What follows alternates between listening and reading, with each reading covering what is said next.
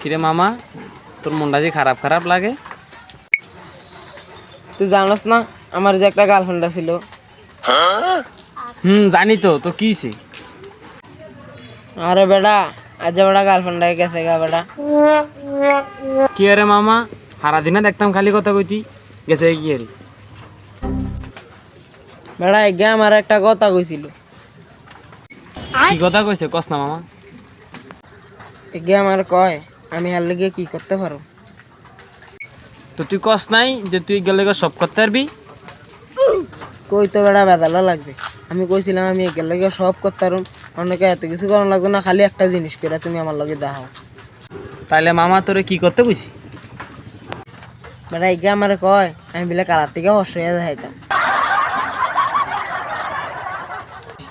তাহলে মামা তোর গার্লফ্রেন্ড আমারে দিয়ালা, তোরও তো সেরি পছন্দ করে না, যদি আমারে করে।